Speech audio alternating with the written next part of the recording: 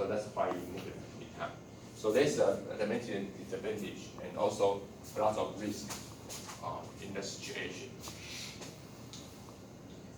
So the customer's reaction, the competitor reaction, the supplier reaction, the government reaction, okay, that's the factors for the risk there.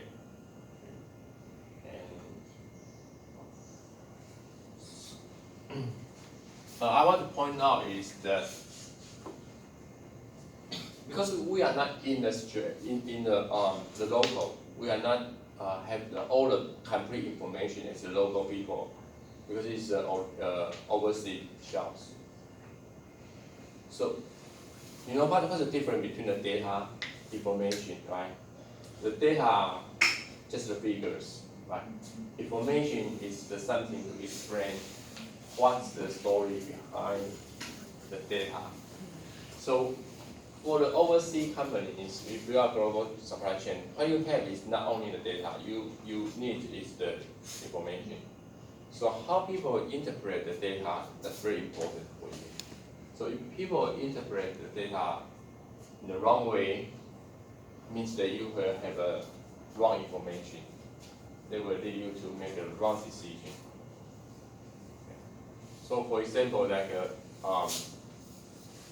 when you see the sales amount drop, okay, just see the number. Okay, how many people come to your shops? Drop, right? Then you will say, what's going on?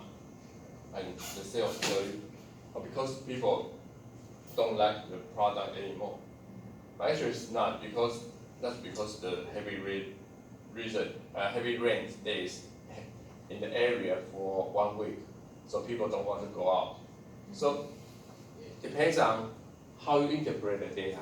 Okay, then you will say, oh, see, not only our sales drop, but also the similar company stores, the sales amount also drop. So it means that the whole market don't like this kind of product, so we should reduce the production there. Okay. Of course, it's totally wrong. Okay. So it's very important to make sure not only hire a good person in the local, they have a whole picture to know how to interpret the information, the data into the variable information, the true information, such that the decision levels can make a right choice or develop their strategy.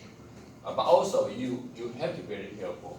You see, so when you operate a global companies, you have to work almost 24 hours. You have to, make sure you have the right information. Not only rely on the information providers. Okay? You have to have an ability to judge. The simple way to judge is use the logic questions. Okay? So for example, when your children, when you once a day you have kids and come from school, and he always have a very bad record.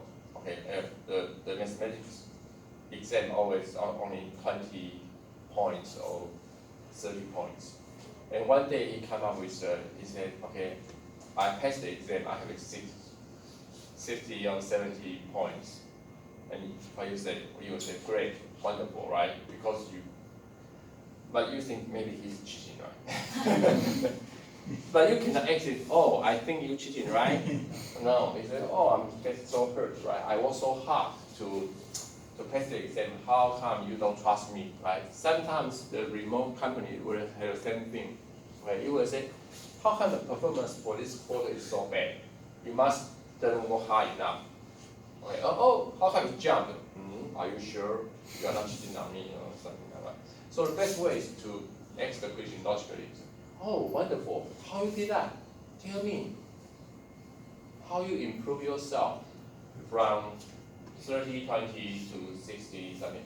How? Wow, that's interesting. Okay, good. Look into the details to test the logic of the information. If he can, have a very strong evidence for you, then he can trust you. If he say, I don't know, I just get the points. He said, oh, please go to check again, okay, to see what's going on there. Extend for the details. That's the way the top manager should do. Okay, top manager is not only to receive the information and say, okay, I trust the people I hire. It's not that easy, okay?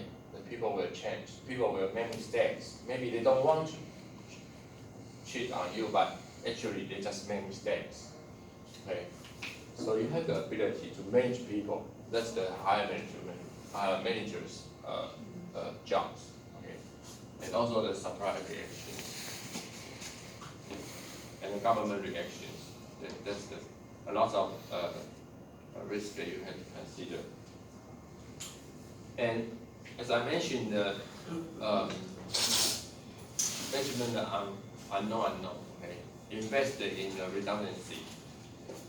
Sometimes we have to waste the money to buy insurance. Okay, to buy insurance, right? Everybody, how many of you have buy insurance? I think most of you, right? Yeah. And why you buy insurance? Because you are facing the risks, right? You don't know what.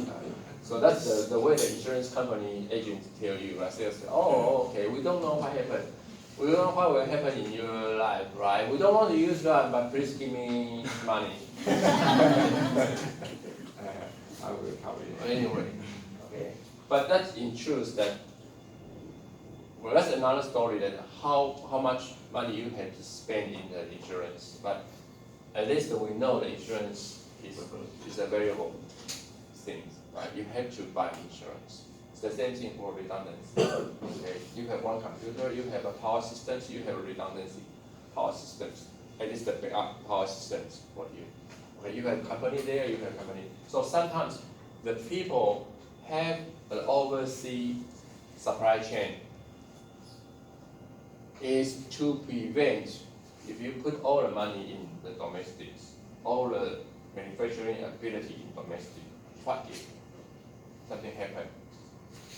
Then you don't have the insurance. Okay, so you will put maybe like 80% here and 20% overseas in the other areas. And even the sources, the raw materials, you will come from A company and A countries, and maybe part of the sources from B countries, the different countries provide this one in order to buy insurance, the redundancy. Okay. That's spread the risk.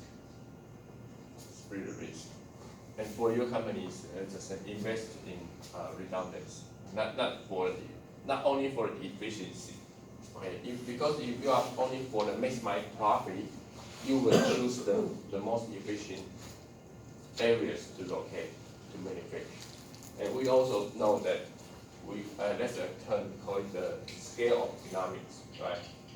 If you have a large scales, the cost will be down. You split in two areas, not only the management cost will up, but also they are, in terms of scale of economics, they have a disadvantage for that one. But in terms of if you think about risk, that's the way you should have. Okay. And also the increase in velocity in the sensing and the responding. Okay, that's good. You have more areas, then you can collect more different kind of information, and you have a different kind of representative to collect the sources for you, okay, follow information for that one. And also, this is a kind of challenge. Okay, you want to have an adaptive supply chain community, right? Because if you always do the same thing every day, then you will get used to it. Basically used to the earthquake in Hawaii, right? So that's really risk too. Okay, one day if we have a very severe earthquake, okay, you will see people, don't care, right? We don't really understand which one is big enough to rock, right? We will just stay here and say, it's 6, it's 7. Oh my God, it's 9. Nobody knows, right? We are just we are get used to that. That's the kind of risk. Okay. So we need another system to tell us when we should run or not to run. Okay. So even in volume, okay, that's one thing. So people start to establish a lot of the warning systems. Okay. Even you are comfortable in your own. So the same thing here. That when you go out for a job, okay, and you feel so happy in your job, or your boss like you, okay, your colleagues like you, okay, your employees, your staff like you, okay, and you make money, but you still have to think, is any risk around? You have to be aware, right? So that's something you have to do. So how to avoid this kind of things is not to make yourself too comfortable in your job. Not to. If you feel too happy, that's wrong. Okay? If you feel too easy, that's wrong. Okay? So the good thing is you can create a challenge for yourself. The same thing for here. We know the balance the global supply chain is difficult, but that's a good way to do. Okay? You can learn how to create a community, how to help yourself, how to help the company to facing the new challenge. And then you bring your own challenge inside the company. It's better than when the challenge outside company challenge comes to you. Okay? So the good way is to create a difficulty. Okay? Then how to create a difficulty and without hurting yourself is just to aim high. To make your standard higher and higher. For example, you can have a good product here, then you have to consider, can I have a better product? Better one. You have a good product here, can I have a cheaper, low cost there? Okay.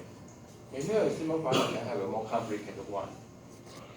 Then you can tell yourself, if this one, no customers like this one, what will be the next one? What will be the next product I can manufacture? And also will fit the customer's trend, customer's needs in the future, and create the one. Okay. Find some job, find some challenge for yourself, for your company, for your position. And that will be a good thing because you always run in front of the others. Okay.